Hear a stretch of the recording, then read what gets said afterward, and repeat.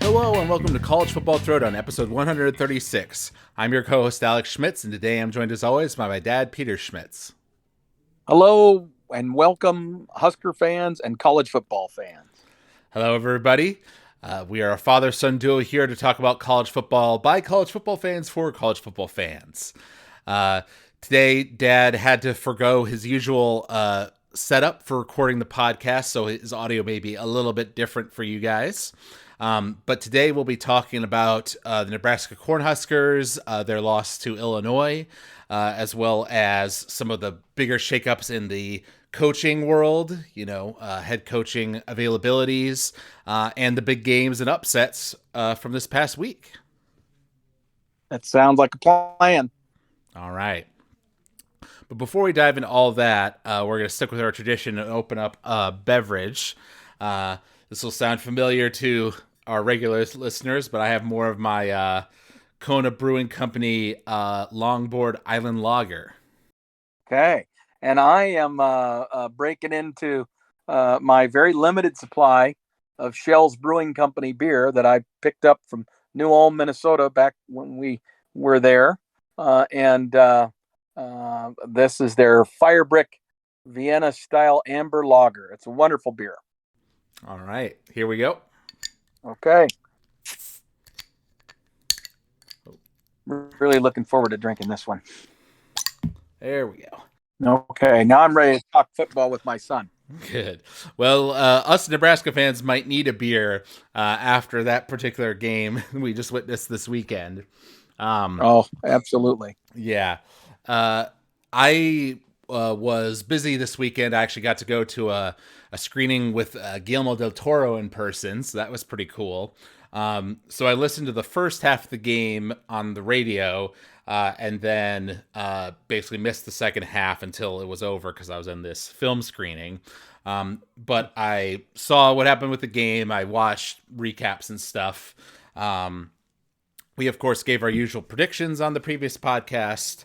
I was being optimistic and hoping that we could pull out a W, and so I predicted that we would win 38-35, where you more correctly predicted that we would lose, saying 38-21. Ended up being a lower scoring game on both accounts, where it was a victory of 26-9. Yep. So really, from a point differential standpoint, I was pretty close. But I just had both teams being more offensive. It was a hard game to watch because, number one, Illinois' defense is pretty good. Okay, that's very clear. There's a reason why they're statistically one of the best defenses in the country, and they certainly showed that last Saturday. But also, once our starting quarterback, Casey Thompson, was hurt and removed from the game, our backups, we tried to, really were not up to the task. And we'll get into that a little bit more as we go through our review of the game. Right. Well, one thing that the radio announcers kept saying was that early in the game, this is in the first half once again while I was listening, that Mark Whipple's, schemes that he was coming up with were really working. And we had guys open that Casey was either not seeing or missing, where you'd like slightly overthrow a guy and things like that. I would agree that is true. And then we had a couple of drops.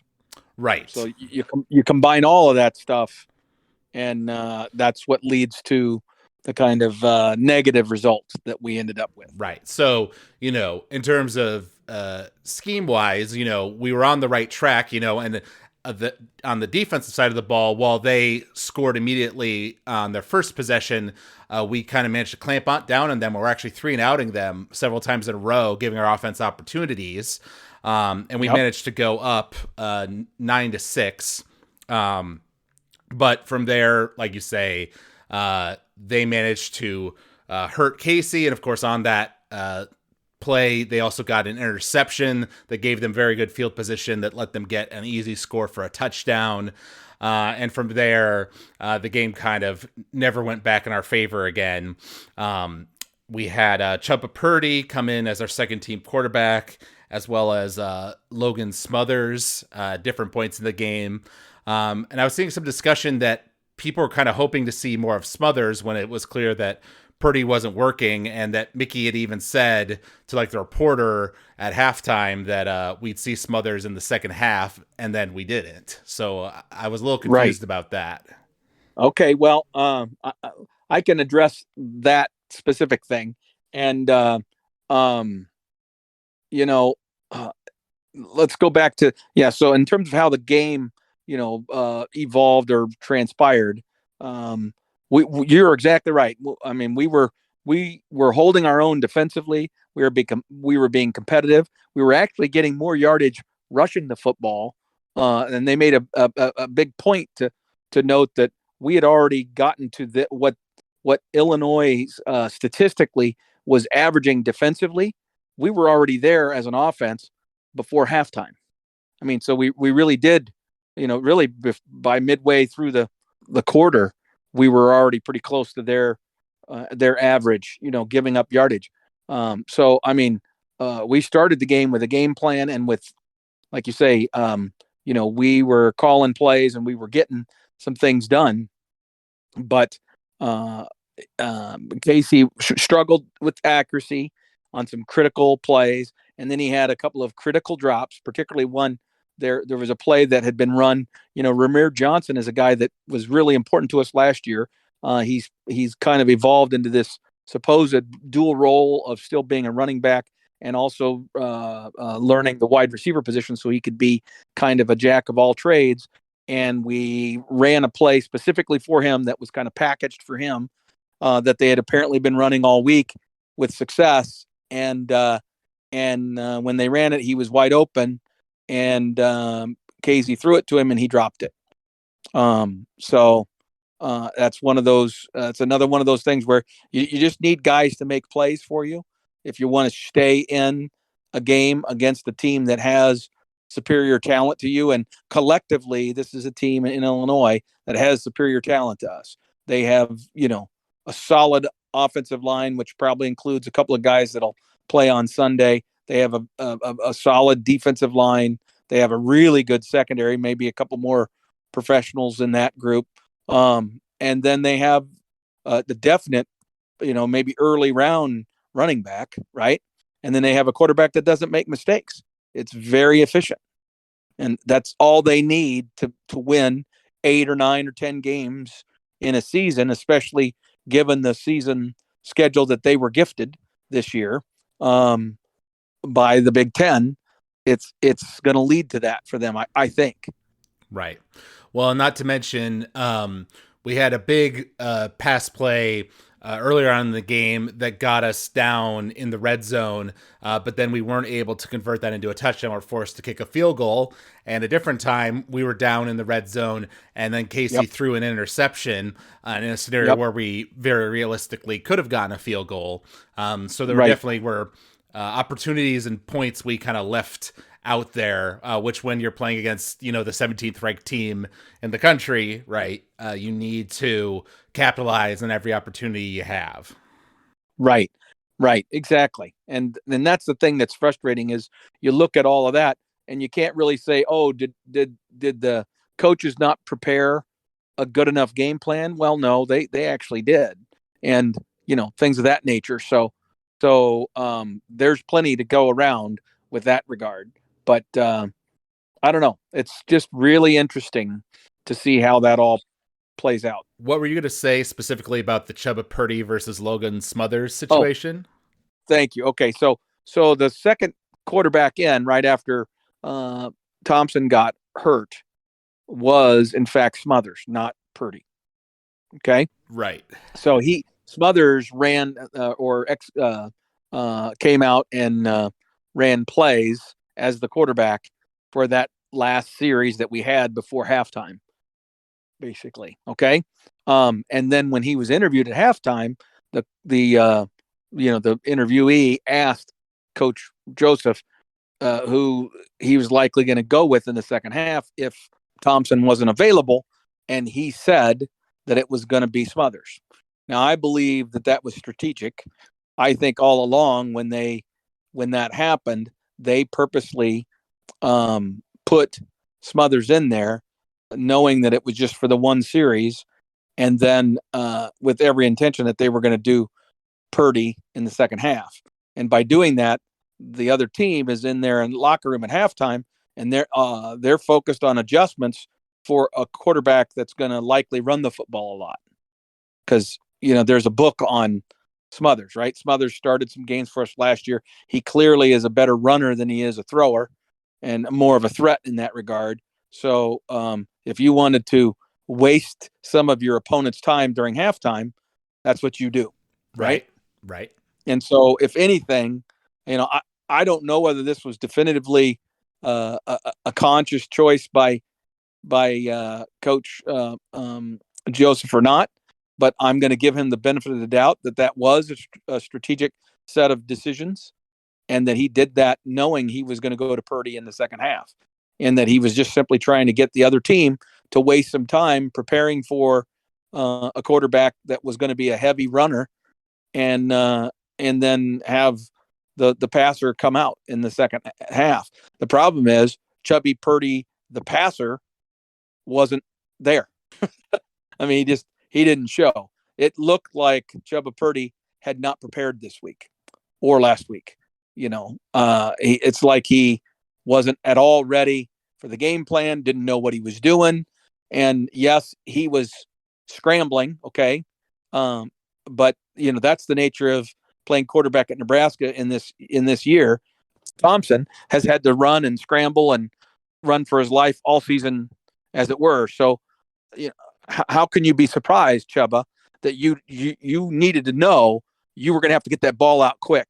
And he was guilty of holding on to the football too damn long 3 or 4 times, one of which led to at least one of his interceptions, and another circumstance where he got sacked or put himself in a situation where it was a zero play with nothing positive because he waited too damn long to go through his progressions. Right. So it's like, why weren't you more prepared? And I have to be critical of Coach Joseph's staff and their decisions with regard to preparation for quarterbacks. Whether ultimately that's Whipple's job, but it all ultimately lands at the feet of the head coach. Bottom line is they did not have the second and third team quarterbacks ready to go. Right.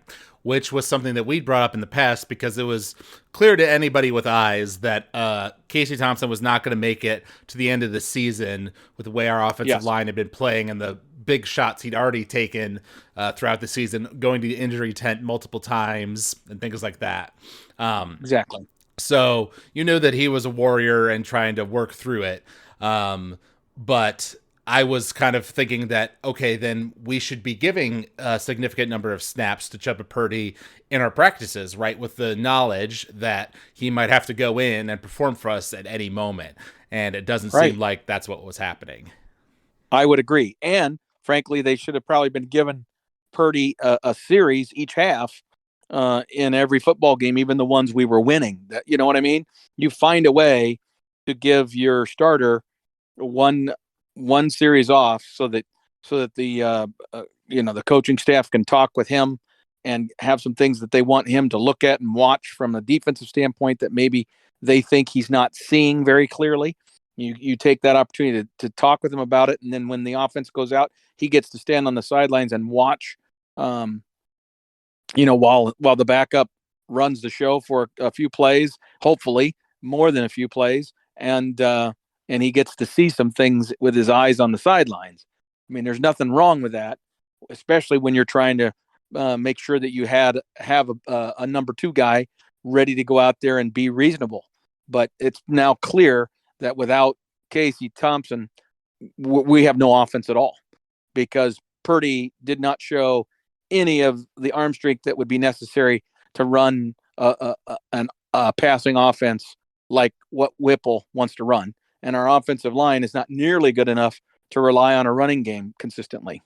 But that would probably, that leads me to the second criticism of the game, which is that, we actually were running the football with some reasonable offensive success in terms of yards per carry early in the game, and then it seems like we kind of just went away from it. So whatever the scheme and the alignments and the motions and things that we were using, were working, and yet we seem to, get away from it. Right? We started getting into this pass, or run on first down, which is when they're expecting it, and run a simple play. I don't know. Right. It seems like we have an incomplete offensive package. Right. Well, one thing I know that some of people were talking about was that Anthony Grant, had some nice runs in the play, and we've praised his abilities with his feet, to like get extra yards, with spins and juke moves and things like that. But I think he has some of that kind of running back mentality of like, I've got to try to make a play no matter what, and try to find the situation where I can, make something big out of this, because there were situations where he would be like running it to the outside, and trying to get the corner on a guy, and trying to, have something happen, and Illinois has got the speed to prevent that, versus if he had just turned it inside. Sure, you're not going to get, a huge play, but you at least get, 5 yards, right? Or 4 and 3 enough yards. for a first down. Right. Well, and I think some of these were on like first or second downs, and long. Right. So then at least you're making it third and manageable, right? Rather than 3rd and 10. Right. No, exactly. And there was a couple of times when he literally was right near the line to get for a first down, and then he went sideways in an effort to try to make it a bigger play, rather than just turning and diving and driving with his legs to get the first down. Right. Yes. And that's the kind of thing that's a mentality thing. That's a taught thing and an expectation thing, and we still don't have it. And I agree. He's one of my favorite players on the team this year. I really, really have great admiration for him. However, I would suggest to you that I think he was nursing some kind of an injury, because he's lost his wiggle. He doesn't have that great vision and that little stutter step short move that he showed early in their season. He's not demonstrating that anymore. He's now pretty much running straight ahead. And I don't know if that's because the coach has been telling him, hey, this is what we need you to do, because we need you to get every yard that's available, and you can't be out there dancing. And I get that you have to message that, especially when you have kind of a poor offensive line. But you want to leave a little room for your running back's own creativity, because that's happens to be one of his strengths. And then he had a very costly fumble for us. Right. And that fumble was caused by him efforting too much, right? He was trying so hard to get every damn yard. He was already kind of, there was already like 3 guys around him. So it wasn't one of these situations where he was going to be able to make one guy miss, and then that was going to mean an extra, 10 yards or even 5 yards. If he was able to make one guy miss, ultimately it was going to give him another yard, and then he was going to be tackled. So in situations like that, you secure the football and you go down. Instead, he ends up getting flipped up in the air, and next thing you know, the ball's out. Right. And it was a great tackle. Don't get me wrong. It was great technique by their defense. I think it was helmet on the football. I mean, it was a good, clean football hit and a great tackle that caused the fumble. But you know what? I don't think that happens if he's not where his entire body's up in the air. You know what I mean? Where his feet are off the ground as well. And when you're in that situation, you're very vulnerable. Right. And that your instinct is to put your hands down. And so then that releases your grip on the football. Yeah. I'm going to go over a few stats here as we kind of wrap up our discussion on the game that were key. We had 4 total turnovers, while they only had 1, so we were -3 on that regard. And despite how, inept the offense was after Casey got hurt, we had 248 total yards of offense, while they had 367. So only about 100 more than us, despite, how much they clearly were controlling the game. And another interesting thing is they had 8 penalties for 72 yards. Well, we only had 3 for 30. So that was one good thing to see. We've seen some games where we've had like 10 penalties. So I'm glad to see us being a little more disciplined in that regard, at least. Yes, I would agree. And in general, I have to say, our defense really continued to fight and play hard, and we hung in there. I mean, even in the third quarter, you know, we they didn't score a lot of points in that third quarter, and if we had just mounted any kind of offensive threat and maybe scored a touchdown, then that game is tight, right? And they maybe are behaving a little differently in terms of their own play calling and stuff. But we showed ourselves to be so completely inept that they now knew, as they being Illinois, now knew all they needed to do was grind the clock and not make mistakes, and they were going to come away with the victory. Right, which they're good at. We talked about their grind mentality last podcast. Yep, exactly. So, I mean, we played right into their hands, and I'm very disappointed in Chuba Purdy's performance specifically, and I'm disappointed in our coaching staff because they're either guilty of not preparing the backup quarterbacks properly for the likely scenario where one of them was going to have to step in and play part of this game. They had, like you said, they had to have known that that was a very good possibility. And then the second thing is that these quarterbacks, at some point it's on them too. It's not just the coach's responsibility. At some point, the player has to have their head in it. And interestingly, Coach Joseph was talking in the press conferences where he was available to media prior to the game. I think it was earlier in the week, but he talked specifically about the fact that our players need to learn how to get and be productive with mental reps. And what he was speaking to was, a quarterback who's standing on the sidelines because his counterpart is taking the snap with the team and he's waiting his turn. Well, you need to be locked in and observing and listening to the coaching that's going on in that snap, and then lock into your next opportunity to get out there and actually get a rep, right? You cannot just phase out and start talking about, the weather or whatever, or what music you like or any of that kind of shit, right? You need to be locked in and taking those mental reps, and they clearly didn't do that. Right.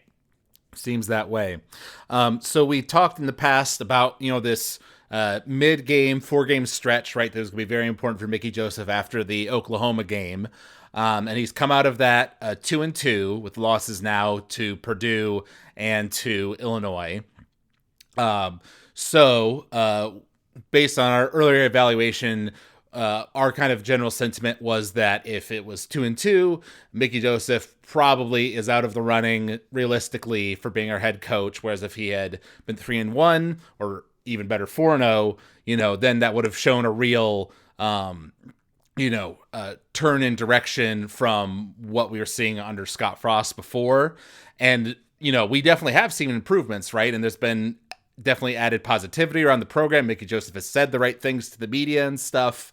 But it's clear that the underlying problems are still there. And like you said, now with Casey Thompson hurt, we have to assume for an extended period, we may really run into a brick wall here with these tough teams on the remainder of our schedule.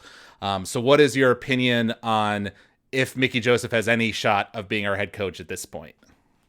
Well, I think he still does because, again, I think there is a lot of logical and justifiable reasons to look at what has happened, how the season has unfolded, right?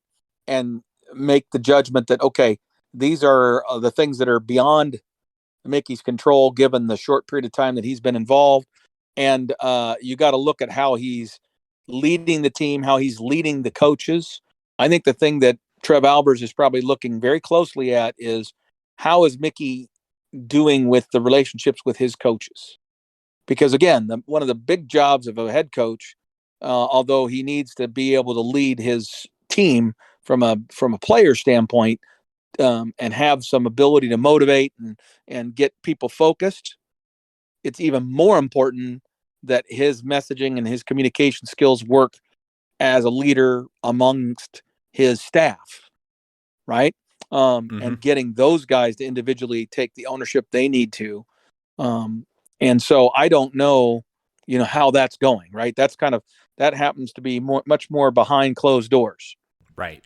So I guess to answer your question, I think Mickey is absolutely still in the running. I think the 2-2 certainly showed and demonstrated that he was able to inspire some effort out of the players. I look at all 4 of these games that have happened since the Oklahoma game, and I say, there are a couple plays here and there, and we're right in those games if we weren't in them already.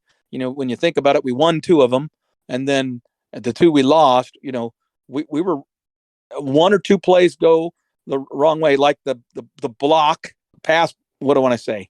How would I describe it? The Purdue cross a pattern block that was critical on a critical 4th down situation. If we get a couple of plays that go the other way, we're right there, and maybe we beat Purdue. Now, Illinois, frankly, they were demonstrably better than us. Right. So it is what it is. But I could have easily seen us be 3-1 out of these last 4 games.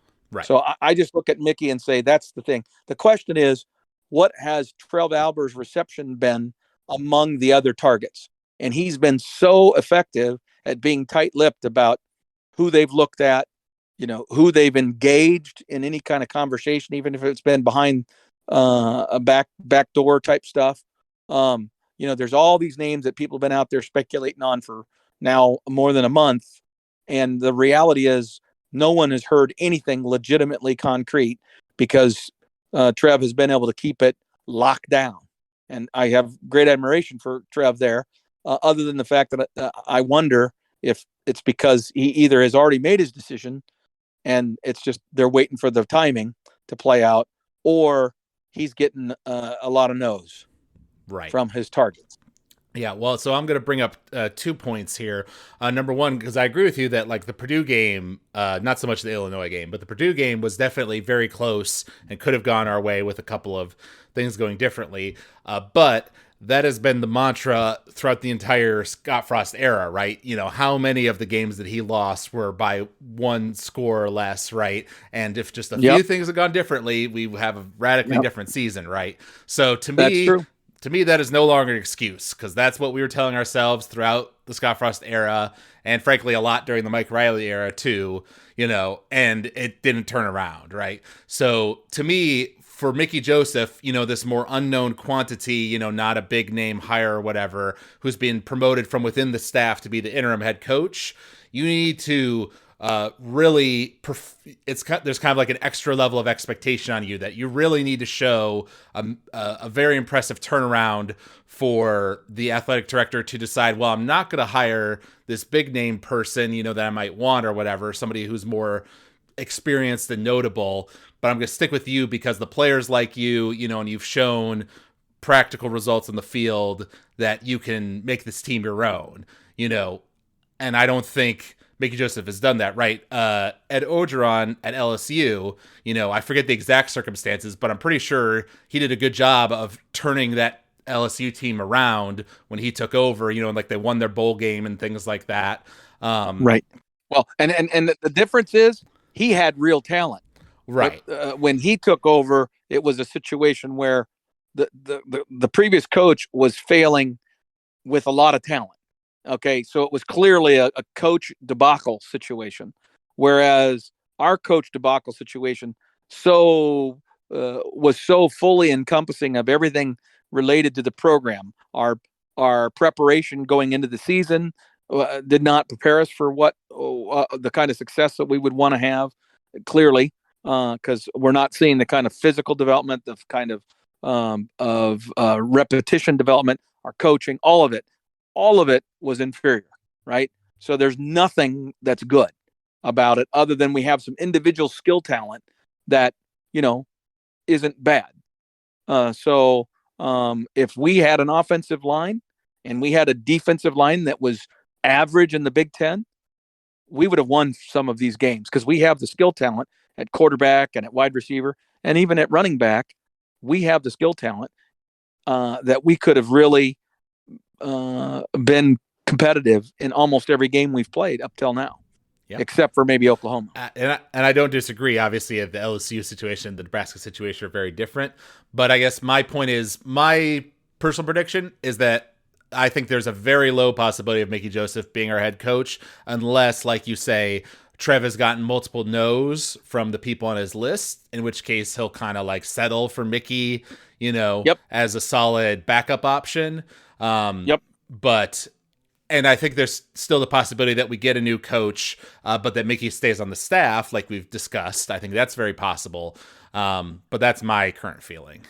Right. And that's kind of my hope, actually, is my hope is that Mickey has an attitude and a mental state that allows him to accept that, okay, I was the interim head coach, but I coached a team who went, 2-7 or whatever during my 9 games of available, available to me, or maybe 3-6. That's not the kind of performance that leads to being hired, and accept that that's true, right? Even though it's not his fault, right? He's doing a lot of the right things, but he wasn't able to inspire and project a massive turnaround either. Okay, so he's not the miracle worker. Right. So last question on this topic. We're getting into November now, right? The early signing period is coming up here in December. So how much longer do you think Trev waits? Let's assume that he has his guy or is very close to getting his guy. They're in the final negotiations or whatever. How much longer do you think he waits? I'm going to say, a lot of people are talking about, he announces it after the game, after the Iowa game, last game of the year. And so that's certainly one thought process, is that he is going to let this play out to the end for Mickey. But I don't think he has to wait that long. I'm going to predict that it's 2 weeks from now. So it's after the Michigan game, which will likely be a devastating loss.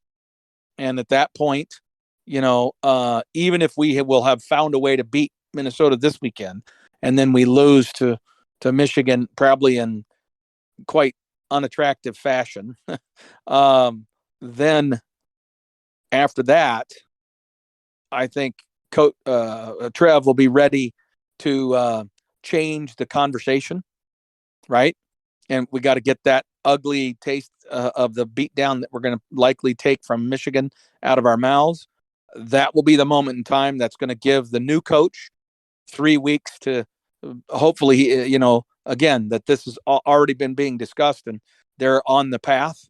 So the announcement will happen, and then that guy will already have quite a bit of his assistant coaching staff already lined up.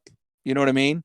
So he can go out and recruit for those final 2 weeks or 2.5 weeks before the signing day.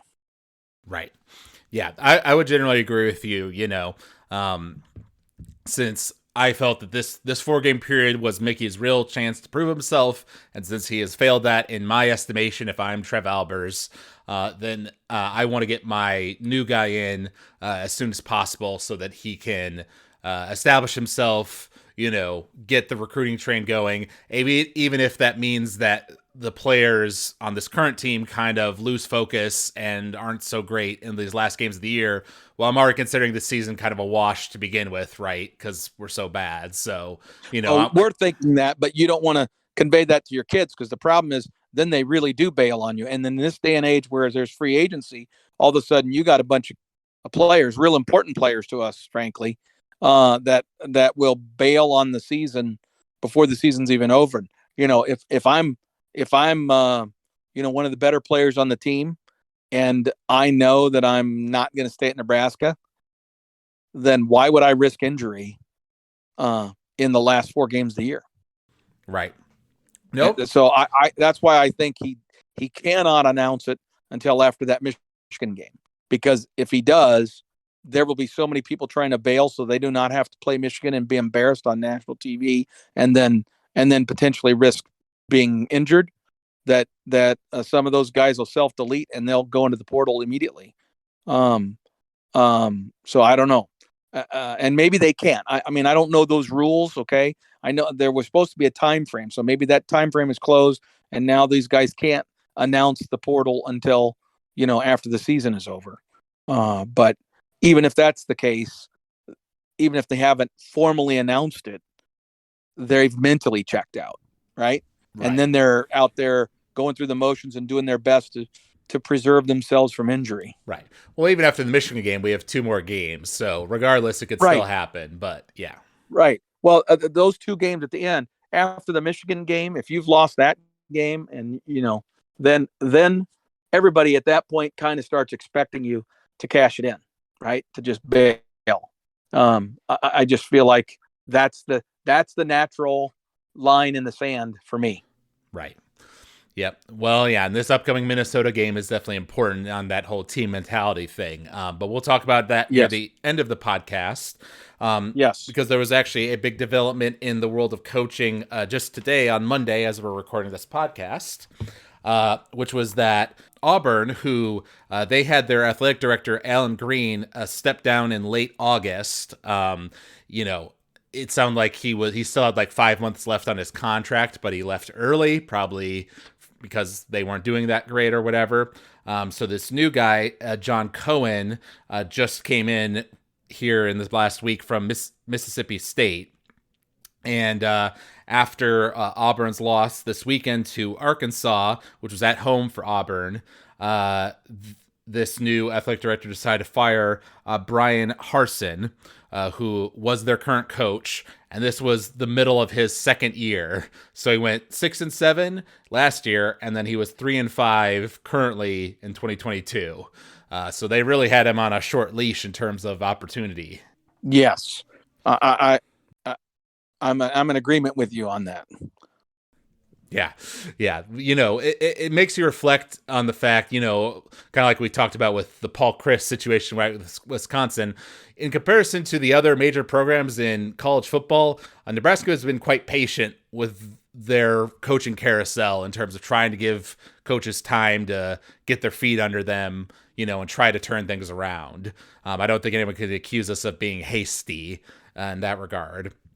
I would agree with you on that point as well, Alex, that the reality is that if anything, we would be accused of having waited too long, right? We probably should have fired Bo when the recordings of his ranting and shit came out, and instead we chose to stand by him and ended up firing him, a year and a half later after we had given him an extension.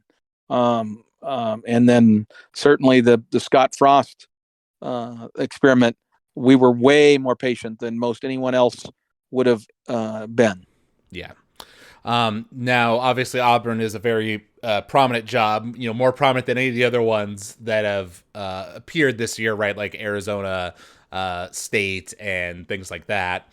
And I've seen speculation already that Lane Kiffin may be a top choice for them for that Auburn job. But how do you think this affects Trev's search for a head coach?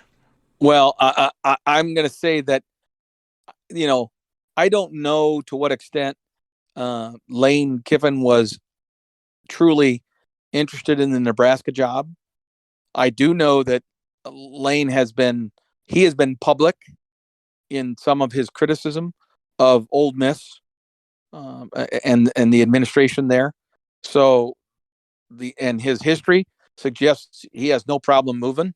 So I could see Lane Kiffin looking at it and saying, okay, at Ole Miss, I can get to 8-4 and regularly go to bowl games.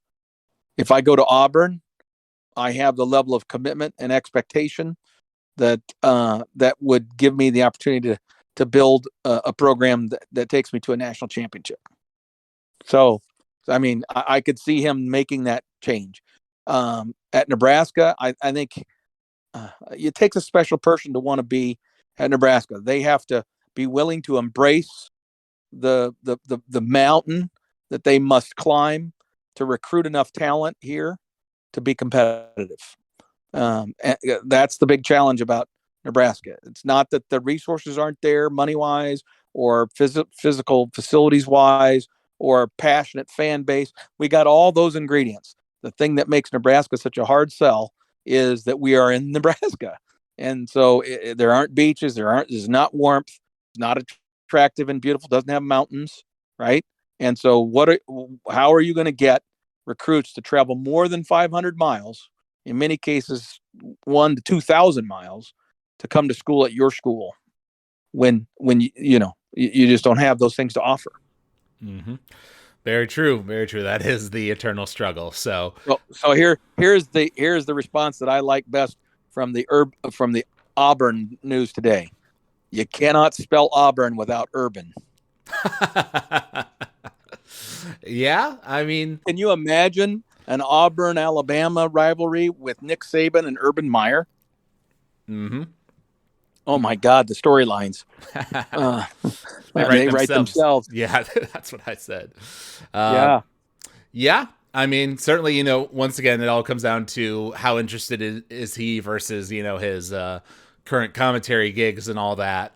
But Auburn, like you say, has the money and the resources certainly to throw at him.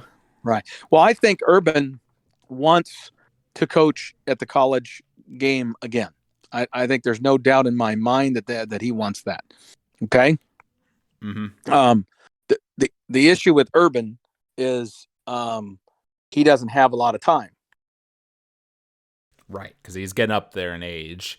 Well, yeah, so he doesn't have time to do a full rebuild, right? Right. That's the challenge. Right. How do you get? Go ahead. And Auburn isn't a full rebuild the same way Nebraska is, but I mean, they have, since their string of national championship type teams, 10 years ago or whatever, they have been very up and down, and gone through multiple coaches and things like that. So it would take some time for sure. Oh, absolutely. But they're in Alabama. They're in the South. They're surrounded by 4-star talent to a much greater degree than Nebraska is.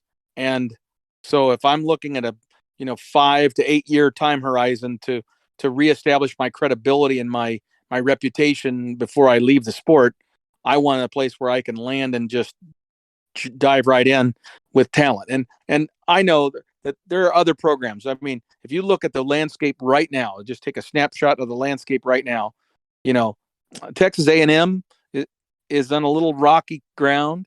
Notre Dame, a little bit rockier than they expected for their first year coach. Texas, a little bit rockier than people expected. Oklahoma, also a little rockier than people expected, right? So I just named 4 blue blood programs, all in recruiting hotbeds, or in the case of Notre Dame, right? That might very well be in the market for a coach over the next 2 to 3 years. And so if I'm Urban Meyer, I hold out for the possibility of any one of those 4 going the wrong way.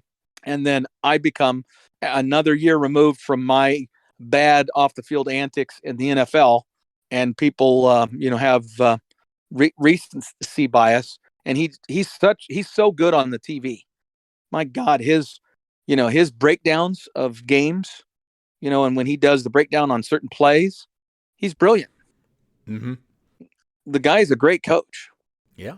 So, I mean, I'm sorry, he might not be the character guy that you want or whatever and have some baggage, but I'm here to tell you most all those guys do. So that just some of it's more public than others. Right. Yep. No. Yeah. Nobody's downing his football mind, I don't think. Right. Moving on here to some of the big games for Week 9 of college football. One of the big ones that we discussed, which is a classic in-state rivalry where we come from, which is, of course, Michigan versus Michigan State. It was at the Big House this year, and Michigan was the clear favorite in terms of rankings and everything. Currently the number 4 team in the nation. It ended up being a victory by Michigan of 29-7 over Michigan State. Michigan State scored early and then struggled to get anything going after that. While Michigan had a lot of success running the ball, but really struggled in the red zone quite often, not able to punch it in for a touchdown. And so they ended up having 5 field goals in the game, all of which were made. So I hope they gave a little trophy to their field goal kicker or something. Yeah, he gets to walk around with the Paul Bunyan trophy that they share after that for sure. Well, and he was the Lou Groza Award winner from last year. I mean, that guy is going to write his ticket to the field goal job in the NFL whenever he decides to hang it up in Ann Arbor. But it's nice to know that you have a field goal kicker like that, I guess. But you're absolutely right. The game was much more dominant by Michigan than the final score would suggest. Right. And interestingly, there was a bit of a scuffle. Like Michigan had the ball right and just ran it on the last play of the game just to run out the clock, just something simple. And there was a little bit of pushing and shoving amongst the players on that last play that the refs had to kind of step in to settle. And then it came out after the game that while both teams were heading down the tunnel back to their locker rooms, one of the Michigan players, or I'm sorry, one of the Michigan State players suddenly started attacking a Michigan player. I don't know what the cause was, if that Michigan player said something or if it was just unprompted, but there's plenty of video from multiple angles of this group of Michigan State players just starting to beat on this Michigan player, including with a helmet, like just banging the helmet against this guy. And apparently another Michigan State player tried to get involved to help his buddy, and he got pushed off into like a separate hallway to get attacked. And so it's become a whole media scandal. 4 players have already been suspended by Mel Tucker, and there's criminal investigations starting to look into it and everything like that. So it's a real unfortunate black eye on this rivalry. Right. Well, and it's an assault. Yes. Very clearly, it's an assault. When you start swinging that helmet and using it as a weapon, you have gone away from being an athlete who's just having an intense reaction after an emotional loss, and you now have to be held accountable for your actions in the same way that somebody who gets in a bar fight and ends up giving his opponent in that bar fight severe injuries, you're going to be held accountable for that. And this kid from Michigan got a concussion, and among other things, apparently. And I mean, it's ridiculous. Now, and here's the problem: as if Michigan State didn't already have enough problems that they're dealing with at their institution in terms of schools doing, losing their leadership, having scandals, etc. They now continue to perpetuate the longstanding thug reputation of their athletic department and specifically their football program. All right. Yeah, there's plenty of both Michigan State and Michigan fans, in the town where I grew up. I'm curious, have you had a chance to talk with Brian Clower about this particular thing? Yeah. He's the first one that made me aware of it. He obviously was very disappointed and concerned for that player. But he also, was quick to acknowledge and speculate that in all likelihood that it wasn't completely I don't even know what the right word is. Unprovoked. Thank you. That there was probably some jawing going on. And you know what? So the Michigan player at a minimum is probably guilty of not understanding and having good situational awareness. You don't start chopping at your mouth if you're walking amongst 15 opponents, right, in a tunnel that's not separated between visitors and home team. Okay. You know what? If you see the tunnel is full of white, maybe just hang out for an extra minute and talk with somebody or sign an autograph or something before the tunnel begins, so that you can let that clear off and they can get flowing into their locker room before you go down, right? Because there's not enough of your buddies around to keep that from escalating. Right. So I'm sorry. I mean, I hate to blame the victim, and I'm not necessarily trying to do that, but I'm simply saying there's circumstances of situational awareness, that you try to teach, like we tried to teach you guys when you were growing up, right? These are things you don't put yourself in these situations. Yeah, like you say, bad probably social awareness by that Michigan player, but obviously, responding to words with violence to the level of beating somebody with a helmet isn't going to be excused in a court of law. So that Michigan State Absolutely. player is still going to be in trouble. Absolutely. And clearly it wasn't just one, it was multiple. And that's where it really gets bad. And I just, gosh, Michigan State just needs to get out of their own way. They just continue to, their athletes continue to not, there ought to be an effort among their entire athletic program to get them to understand sportsmanship better and to understand the importance of intense competitiveness. And then when the whistle blows, it's over. Mm-hmm. Okay. And you move on. You cannot let it linger, and you can't keep having this chip on your shoulder because you're Michigan State. It's not becoming to you, and you keep bringing it up and making it worse. Right. This will be talked about from here on, in perpetuity now, regarding this rivalry. Right. Yeah, and not to mention that Mel Tucker was already feeling some heat from his recent struggles, and this clear lack of team discipline is not going to reflect well on him either. I would agree. One of the other games from last week that we discussed was Ohio State versus Penn State. We predicted that one, and I predicted that Ohio State would win 41-28, while you predicted a bit higher scoring, 45-24. And it ended up being a 44-31 victory. So I was actually spot on in terms of the margin, just like 3-point difference both ways. It was a bit of an odd game in that Penn State was actually winning for slightly for a good chunk of it, up like I think it was like 14-13, and then Right. they scored in the fourth quarter. Right, we're up. I guess it was like 16-21 at that point. But then Ohio State roared back in the fourth quarter and scored 28 points to end up, closing out the game pretty solidly in Penn State Stadium. Right. And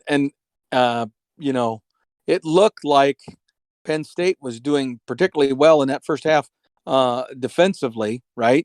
They were hanging in there, but they just couldn't quite get the offense going in completely the way they wanted. And then eventually Ohio State's talent, the longer the game goes on and you don't create put some more pressure on Ohio State so that they get a little anxious or something. That's what you need to do to Ohio State to even have a chance of beating them. Is you've got to frustrate them and get them anxious, where they're concerned that we're not beating these guys bad enough, and then all of a sudden they start pressing, and then bad things and mistakes start to happen. And if you can't do that to Ohio State, you're not going to beat them athlete on athlete. You got to get them to underperform in some areas, and then you have a fighter's chance. Right. Another interesting top level game was Tennessee versus Kentucky, number 3 versus number 19, and Tennessee won that one very convincingly, 44-6. Yep, I watched some of that game. I was flipping back and forth between those two games, or that game and the Michigan State game. Very impressed with Tennessee, boy.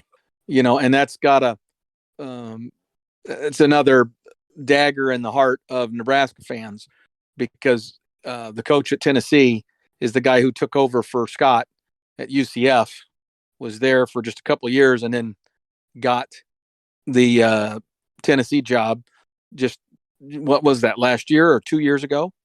And I guess it was last year. I guess so, yeah. Yeah, and he's already turned that thing around, Right. and their offense looks, Now, granted, they have a quarterback. He's got a quarterback that's doing his offense exactly the way he wants it. So he's got a guy with the right skill set. But damn, they look good. They certainly do. We'll be talking about them again later in the podcast. Another interesting game was Texas A&M playing against Ole Miss. We talked about them last week and the pressure Jimbo Fisher was under, and I think I mentioned this game specifically. And Ole Miss was the favorite, to be fair, but it was being played at Texas A&M, and Ole Miss ended up winning 31-28. Ole Miss had a pretty good lead, and then Texas A&M started to kind of come back in the fourth quarter, but they kind of ran out of time. So that was kind of the situation in that game. Yeah, I didn't watch much of that, and I don't know what to think about some of these scores in the SEC, especially because there just seems to be a really radical week to week shift in how teams play. Mm-hmm. It's hard to predict. Yeah, it's been a fun season in that regard. Not so great maybe for the odds makers in Vegas or whatever. Right. And this was talk about unique games. This one was very unique. Miami against Virginia, which ended up being a Miami victory of 14-12 in the fourth overtime, with 0 touchdowns being scored in the entire game. It was all field goals or the required 2-point conversions in the later overtimes. Wow. I didn't know that. Yep. That's one I didn't follow. I think it was 6-6 at the end of regulation. I also did not watch it live, but I saw recap, and it seems to be a combination of some good defense and bad offense on both sides. Virginia in particular, like they were at the goal line twice, I think, and they went for it. On at least once they went for it on fourth down. Instead of kicking the field goal, and then didn't get it. So it was a bit of an ugly game for sure. Wow. And then last one we'll talk about here from week 9.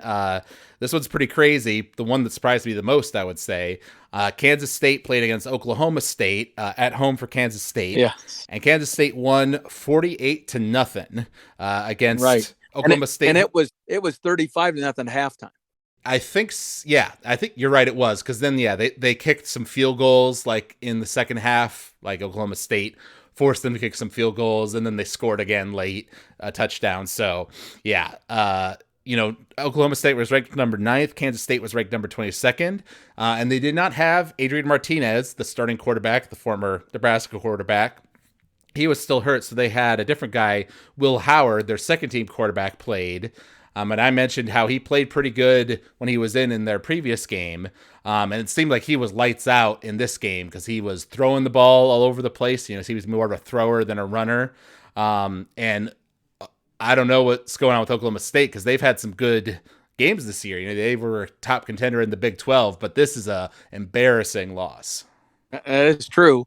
And it seems like they do this once a year, every year. Oklahoma State, I'm saying. And it's an example of where, you didn't have a big book on this other quarterback who had a very different skill set than the other quarterback. Not that he couldn't run, because he obviously has some ability to move too, but he's clearly more of a pass first guy than Adrian is. And so that's a very different, change up, if you will, and how you're defending that particular offense. But that does not excuse you to get butt blown out like that when you're supposedly one of the best teams in the conference. Right. And it also made me wonder if Adrian does get better physically and is able to be the quarterback again. I wonder if he'll have lost the starting job if this Will Howard guy keeps, lighting people up like that. Well, I think it depends on how long is Adrian out. Right? Yeah, that's going to be the real key. I mean, if he comes back next week, I don't think you're replacing Adrian. I think you ride out the string with him. But certainly now, Adrian struggles or throws a pick or something like that, then that you're quicker to pull the trigger, right, and make the switch. Right, definitely. So talking about upcoming week 10 of college football, obviously in the Nebraska side of things, we'll be playing against Minnesota. This is kind of the start of the last 4 games of our season, which are particularly tough because we have Minnesota, Michigan, Wisconsin, and Iowa. Even though some of those teams like Iowa and Wisconsin, right, aren't doing as well as, say, in past years, still a lot of tough opponents, and now we have to deal with not having Casey Thompson as our quarterback. In Minnesota, played against Rutgers this past weekend, a team that we barely beat, and they crushed them 31-0. Right. Yeah. Now, I will say I watched the recap of that game, and it was only 14-0 at the start of the fourth quarter. So, Rutgers' defense was hanging in there enough to, keep the game within sight. But then, yeah, they I feel like they were taking more risks, going for big passes, and they threw like multiple interceptions, and it kind of fell apart for them, pick six and stuff like that. So Minnesota's running back, Ibrahim, Yes. he's going to be a definite problem for us. Yes. I totally agree. And of course, he's getting healthy. That's a guy who's, back for his 7th year, I swear. That guy's been around forever. And he's a great talent, but he's had some injury issues that have really slowed him for not like 2 years. He's had 2 years of injuries, but when he's healthy, and apparently he's healthy again, this is going to be like his 4th or 5th game since kind of really getting back. He's a difference maker. He's an NFL talent when he's healthy. And so, yeah, our timing could not be worse in terms of facing Minnesota. Right. Now, looking at their schedule, they did lose. For example, they lost pretty bad to Penn State. They lost 14-26 to Illinois, 20-10 to Purdue. So in terms of their,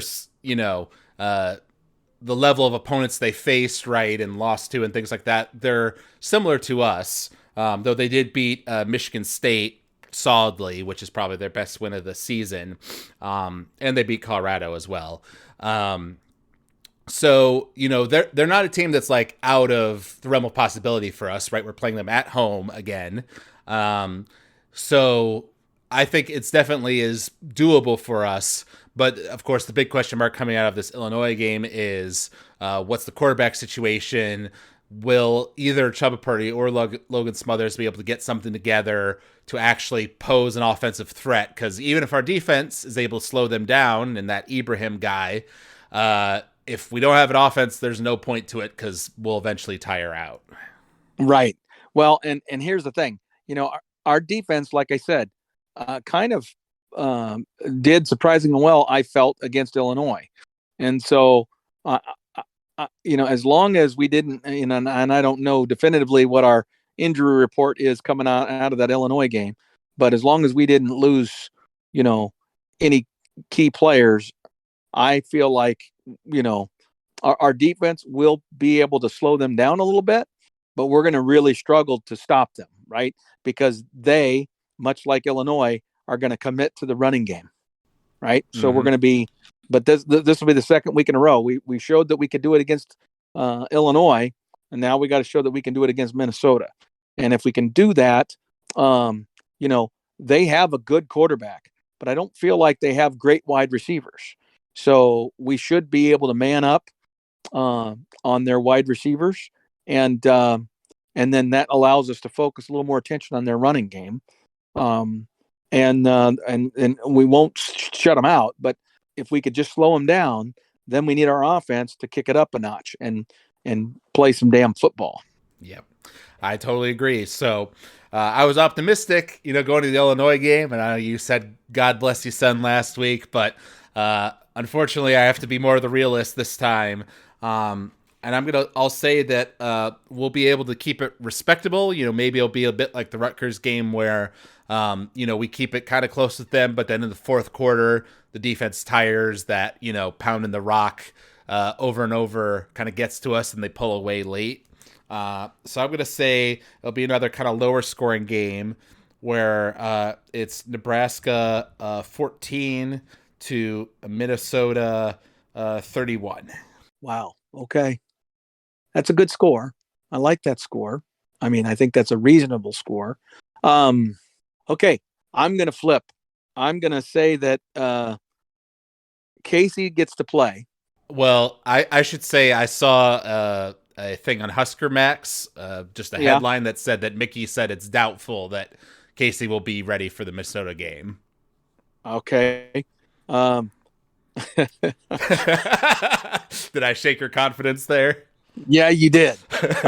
Well, if Casey plays, I'm going to say that we hang in there and we we're able to pull the upset and beat them, but it's 35-31. If Casey doesn't play, then I'm going to say that the score is 42-6, and we get crushed. Damn. All right. Well, we'll see how it goes. My fear would be that even if Casey does play, like I heard, like that he like jammed his elbow, right, Finger. and like yeah, or Yeah. something like yeah, and he was like numb in his hand and stuff like that. So Right. I don't know. Even if he is playing, he will not be 100%, and he'll be missing people that are open and things like that. So I don't Yeah, know you're right. if we can win with a hobbling Casey Thompson. Yeah, you're probably right. And and so the right thing for them to do is to protect him if in fact that is the case. But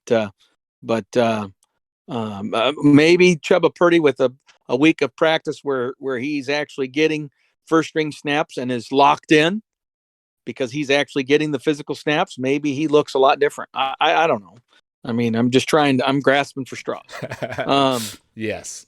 Hey, before we go on to another thing, so I just wanted to go back to the coaching thing for just a moment. So now the coaching jobs that are open: Auburn, Wisconsin, Colorado, Arizona State, Georgia Tech, and Nebraska.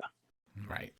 That's quite the list. And I'm also seeing that some people are already saying Auburn has selected their head coach, and it'll be announced shortly, like in a day or two. Mm. Um, Bill O'Brien Oh. Well, from so Alabama. that would suggest then that this athletic director, as he was being hired, basically already knew that he was Oh going yeah, to fire the head coach and bring in a new guy that he wanted from the right, start. right. Yeah, he was from Mississippi State, the Auburn AD. Right. So yeah, so he had his list, and he knew he was going to fire. He just was letting Harsin play out the string a little bit, probably just to kind of make it obvious. And then when enough of the vociferous alumni and boosters of Auburn were making phone calls to him, then he was able to pull the trigger. Right. I will say at least in my personal view, I'm not really considering the Wisconsin job as open, since everybody seems to agree that they fired Paul Chryst maybe a bit prematurely because there was other schools looking to get their defensive coordinator, and that they wanted to hang on to him because he has a lot of talent, clearly. So unless he really fails this, test of being the head coach for the rest of their season, I would suspect they would hang on to him. Right, and which he won't, because the timing of when they fired Chryst was at the beginning of basically the lesser portion of the Wisconsin schedule. Right, the toughest part was behind them, and even if Chryst, they were probably more concerned that Chryst was going to run off and have a bunch of wins himself, and then they would be losing this desired assistant to somebody else. Because if they waited another year or two, right, then it's likely that somebody else would become knocking on the door, and that assistant coach would have to make a decision, right? So they pulled the trigger when they did, knowing that there was a pretty good chance that he was going to be able to right the ship enough, and that their record will be quite attractive in the games that he coached. Right. So also looking ahead at week 10, there are two really big games in the SEC that will be getting national attention. The big boy is Tennessee versus Georgia. In the AP poll, they are number 1 and number 2, respectively. It is at home for Georgia, and Tennessee coming off of that Nice win over Kentucky. Georgia themselves beat Florida 42-20 in their most recent game. That was an interesting game, though, the Georgia Florida game. It wasn't immediately obvious that Georgia was going to win that. Okay, I didn't watch that one, so I didn't know that. Yeah, early in the game, it was competitive. Okay, that's good to know. Well, Tennessee is the one who played Alabama, right, and won in legendary fashion here.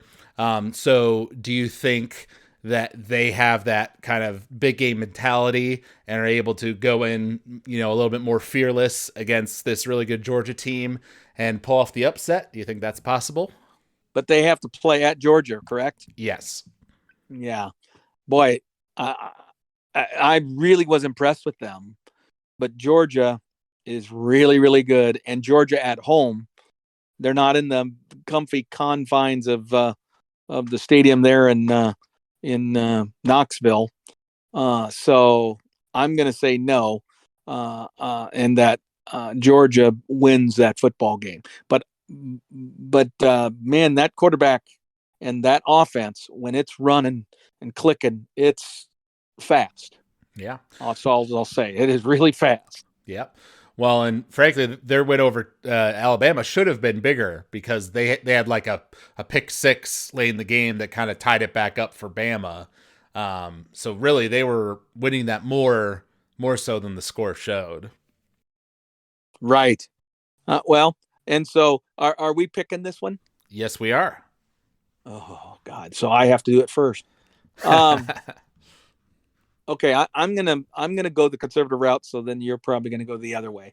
I'm gonna go Georgia wins since it is at home. Even though the last few times I've watched Georgia, it just seems like they're not as complete of a football team as they were last year. At least not in terms of performance. But I'm going to say that on their home field and as a defending national champion, they're going to defend their turf and find a way. And that maybe in that negative environment, Tennessee's going to find the sledding a little harder in terms of execution and everything.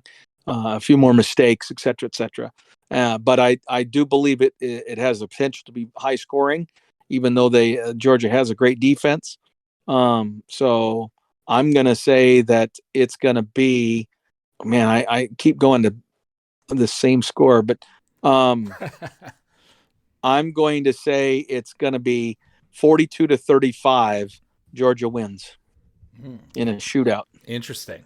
All right, I'm going to say that Georgia wins as well, but I think I'm going to say it'll be a bit more defensive game. Obviously, Georgia is renowned for their very good, very big defense.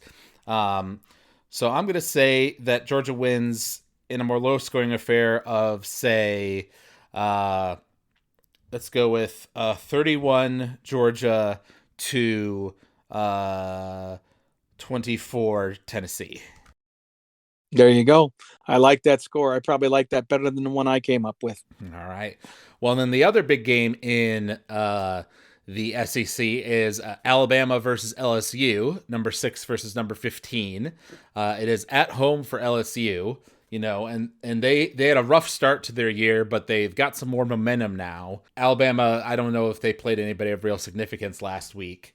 But I'm going to go ahead and hope for the upset here and say that Alabama will continue to have a lot of penalty issues and things like that, like they did in that Tennessee game.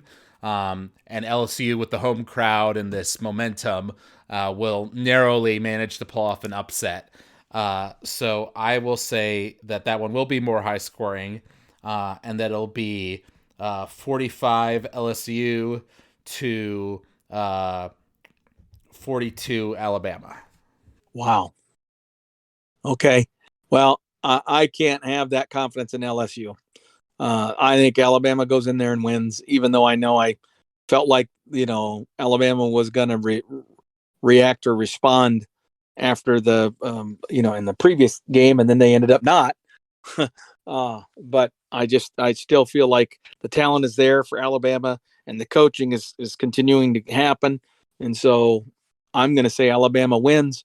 And I'm going to say that it's going to be, because it's at LSU, it's going to be tight.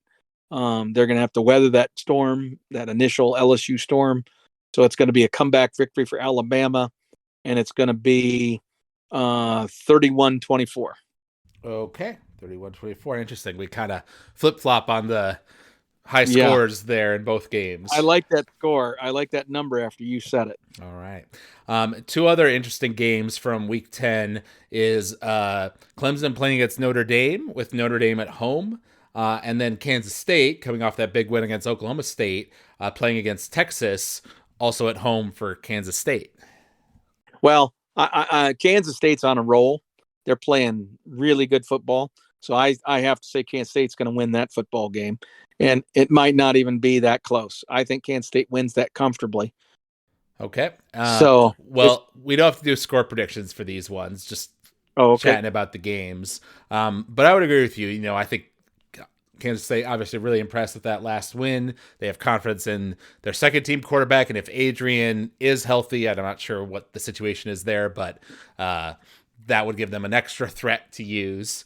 And then Clemson against Notre Dame is interesting because Notre Dame beat Syracuse 41-24 last week, which is the same Syracuse team that nearly beat Clemson, right? That Clemson had a real close game with in Week 8.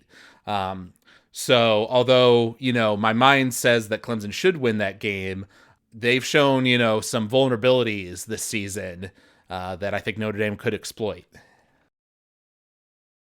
Interesting. Okay. You know, I just don't I don't have much confidence in Notre Dame. Right? Right. I'm just not sure. I feel like they're a good, not great football team. So I'm going to go the other way. Yeah. Well, I should say, I mean, if Clemson plays cleanly, they win. You know, Syracuse was only really in that game with Clemson because they threw like multiple picks and things like that. Right. But like with the Alabama game, I'm going to presume that they still are having those kinds of struggles. And if so, I think Notre Dame's good enough to capitalize on those. Yeah. Notre Dame's got, I mean, that's a defensive head coach. I mean, he should be able to have them prepared. And they had a big win. I mean, that was an important win that they had, Notre Dame, here last weekend. So I get that they're maybe on an upward trajectory, but I just feel like that's a Clemson victory. All right, fair enough. So, yeah, there's a lot to look forward to. You know, the college football playoff is starting to get together to vote on the rankings and everything. That'll be Tuesday after this podcast. So we're kind of getting into those last few weeks of the season where we'll really get into more of the national conversations and the big teams playing each other, right? Like Michigan and Ohio State at the end of the year. And, you know, we'll really narrow down who the best teams in the country are. There you go. I think we will. I mean, it's already starting to take shape. You kind of know who's who. Like in the Big Ten, I feel like you know who the top 2 or 3 teams are, and the SEC. That's pretty clear. The Big 12 seems to be the muddly mess, but even that, I feel like Kansas State and TCU are starting to emerge. Mm-hmm. Right. Well, because TCU beat West Virginia this last weekend, so they're still undefeated. So they're the clear ones in front right now. But yeah, I would honestly say the Big 12 may have been the most entertaining conference, at least up to this point in the season. They've had a lot of good games so far. I would agree. Yeah. So it'll be exciting to see how things play out. Obviously, we're hoping for the Minnesota victory for Nebraska, but we'll see what attitude we're bringing to next week's podcast. That's right. Yeah. That's right. Well, and again, I think the announcement watch will begin after this weekend. Yes. You know what I mean? I mean the media in Nebraska and everybody. It'll be a foregone conclusion that Mickey's not the guy, and that Trev, is going to be announcing somebody else, and it's just a matter of which guy they're able to, get to say yes to the job. How far down the list does he have to go, so to speak, before he gets somebody who's willing to say yes for whatever amount of money we're willing to pay? And I don't know where we are on that spectrum, but I just feel like the watch is on after this Saturday. Very true. Very true. So if you all out there enjoyed listening to this podcast, you can reach out to us at huskerpete13@gmail.com. You can also find us if you search for College Football Throwdown on Apple Podcasts or Spotify. You can leave us a rating or review there. We always love hearing from the fans. We'll read them out here on the air. So thank you out there for listening, and thank you, Dad, for joining me. And until next time, go Big Red. Go Big Red.